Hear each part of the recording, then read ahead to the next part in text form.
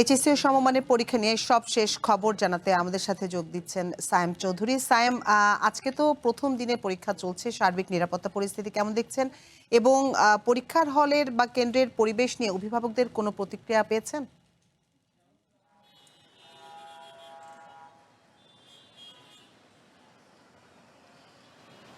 আমরা এই মুহূর্তে আছি সায়েন্স ল্যাব এরিয়াতে এবং আমাদের পেছনেই রয়েছে সিটি কলেজ এবং সিটি কলেজের সামনে আমরা অভিভাবকদের সাথে কথা বলেছি। তারা বলেছেন যে বৃষ্টির কারণে ভোগান্তিটা একটু বেশি হয়েছে। এছাড়াও রাজধানীতে যেই চিরচেনা সড়কের যানজট থাকে সকালের দিকে, সেই যানজট তারা আসলে যানজটের মধ্যে পড়েছিলেন এবং তারা বলছেন যে তারা দূর দূরান্ত থেকে যেহেতু এসেছেন সেহেতু তাদেরকে কিছুক্ষণ সময় নিয়েই আসলে বেরিয়ে পড়তে হয়েছে কেন্দ্রে সঠিক সময়ে এসে পৌঁছানোর জন্য। যেহেতু আজকে প্রথম পরীক্ষা, তাই শিক্ষার্থীরা এবং অভিভাবকরা চেষ্টা করেছেন আগে ভাগেই কেন্দ্রে পৌঁছানোর। তবে তাদের অভিযোগ ছিল তীব্র যানজট এবং থেমে থেমে বৃষ্টি হওয়ার কারণে বৃষ্টির সড়কে যেই পানি জমেছে এবং বৃষ্টির ফলে সড়কের যানজটও কিছুটা বেড়ে গিয়েছিল। এর ফলে কেন্দ্রে এসে পৌঁছাতে তাদের কিছুটা ভোগান্তি পোহাতে হয়েছে। এছাড়াও সড়কে যত্রতত্র বাস পার্কিং করে যাত্রী ওঠানামা তো রয়েছেই এবং এর পাশাপাশি ব্যাটারি চালিত রিকশাও আপনারা যেমনটি দেখতে পাচ্ছেন সড়কের মাঝপথে চলাচল করছে। এছাড়াও যাত্রী নামা ওঠাও করছে। এছাড়াও কিছু সাধারণ মানুষ আমরা দেখেছি সড়কের মধ্যে দিয়েও চলাফেরা করেছে এবং ফুট ওভারব্রিজ ব্যবহার না করেই তারা মূল সড়কগুলো দিয়ে পারাপার হওয়ার চেষ্টা করেছেন। তবে কেন্দ্রের সামনে আইন শৃঙ্খলা বাহিনী সতর্ক অবস্থানে রয়েছে এবং তারা চেষ্টা করছেন যাতে বিভিন্নভাবে সড়কের এই যানজট কমানো যায় এবং কেন্দ্রে শিক্ষার্থীরা এবং অভিভাবকরা খুব সহজেই পৌঁছাতে পারেন এবং পরীক্ষায় উপস্থিত হতে পারেন। এছাড়াও যাত্রীদেরও ভোগান্তি রয়েছে এ সড়কের যানজটের কারণে। আমরা এর আগেও মোহাম্মদপুর এবং মহাখালী মূল সড়কগুলো যেগুলো রয়েছে সেগুলোতেও ভালোই যাত্রী চাপ এবং সড়কে যানজট লক্ষ্য করেছি। যেহেতু আজ প্রথম পরীক্ষা সেহেতু আসলে অভিভাবকরা অগ্রিম কেন্দ্রে পৌঁছানোর জন্য বেরিয়ে পড়েছিলেন, যার ফলে তারা মূলত কেন্দ্রে পৌঁছাতে পেরেছেন। তবে কিছু অভিভাবককে দেখেছি তাদের যেই পরীক্ষার্থীরা ছিলেন তাদেরকে নিয়ে 10টার দিকেও আসলে কেন্দ্রে পৌঁছেছেন।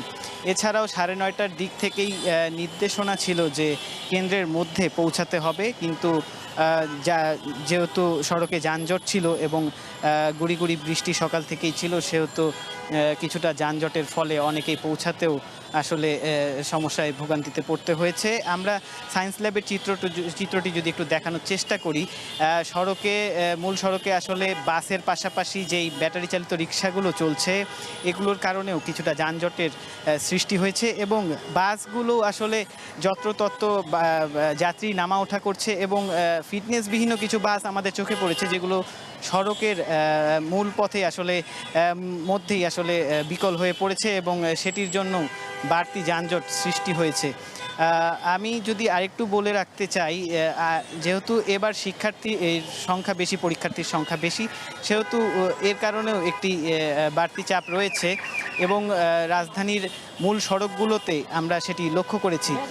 সায়েন্স ল্যাবের পাশাপাশি যদি আরেকটু বলতে চাই, মহাখালীতেও বেশ বাড়তি যানজটের আমরা চিত্র লক্ষ্য করেছি এবং ঢাকা রেসিডেন্সিয়াল স্কুল অ্যান্ড কলেজের সামনেও আমরা বাড়তি ভোগান্তি লক্ষ্য করেছি। তবে পুলিশ এবং প্রশাসন সতর্ক অবস্থানে রয়েছে এবং তারা যানজট নিরসনে কাজ করে যাচ্ছে। এই ছিল আমার কাছে সায়েন্স ল্যাব থেকে সর্বশেষ।